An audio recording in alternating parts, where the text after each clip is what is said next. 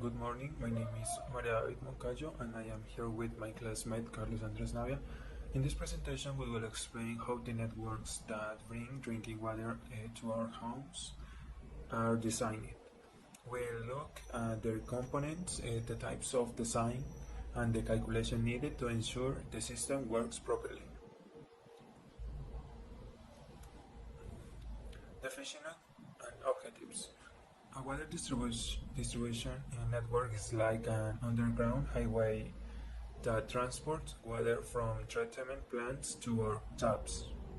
When designing drinking water networks, engineers must first consider several factors, such as regulation and legislation to follow, current and future population to be surveyed, layout of streets and sidewalks for pipe routing, design flows and consumption points, topography of the area, water supply points. Design objectives. This requires adequate pressure. Imagine a 5-story building.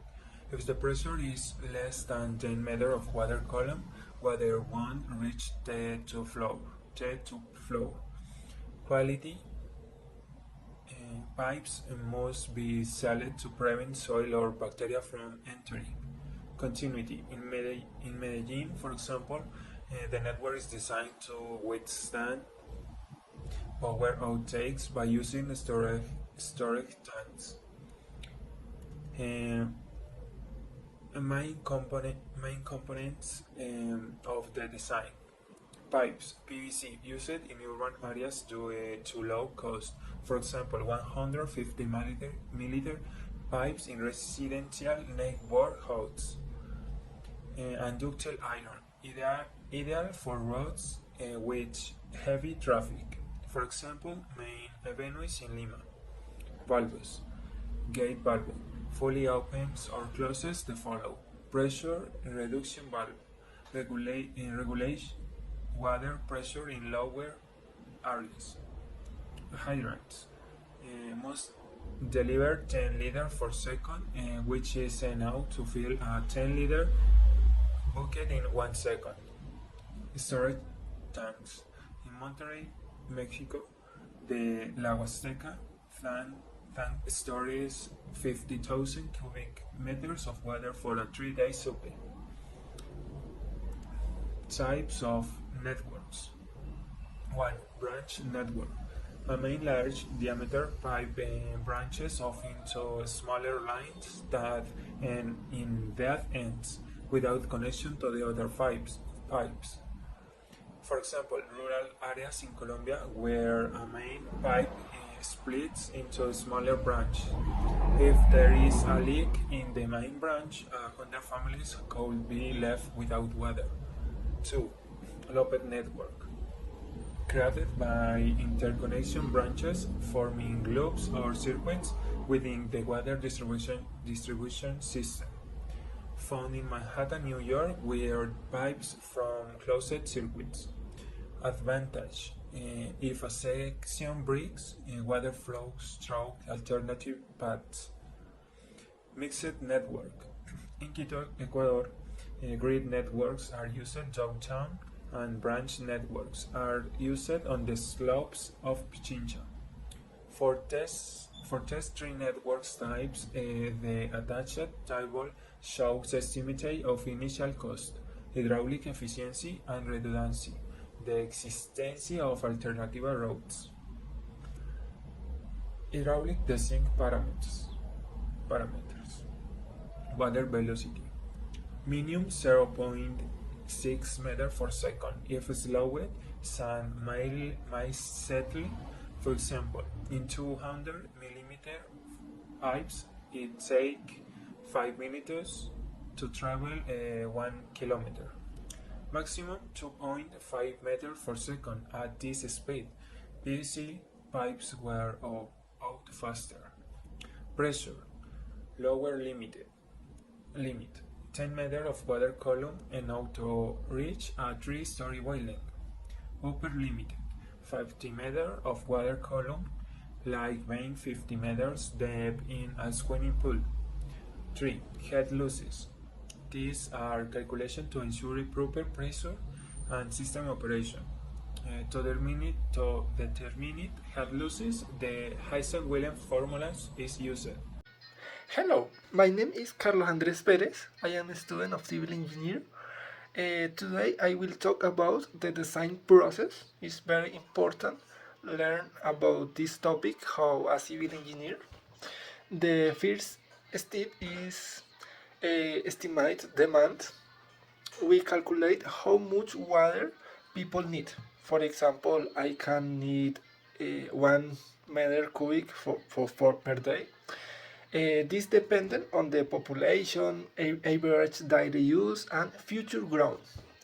The second point is draw the network on a map. In this case, we create the layout of the pipes on the city map, connecting maybe the tanks, connecting the treatment plants to all the areas. The three point very important is to choose the materials and the pipe size. In this case, the civil engineer can select the type of the pipe. It's possible there are many options, for example, PVC, HDPE, or any other material, and calculate the diameter based on the flow and the pressure needs. This is a word for a civil engineer. The fourth point is simulate the system using software. There are many software. For example, EPANET or WaterCAD is very using for the different civil engineers. We calculate how much move through the network. We check the pressure, flow, and heat loss. The five point is validate the pressure and flow. The result must meet the required standard. Pressure, then the normal is between 10 and 50 meters of water column. Flow depends enough to supply all the user and emergency needs. This is all about the design process. There are many other points, but this is the most important.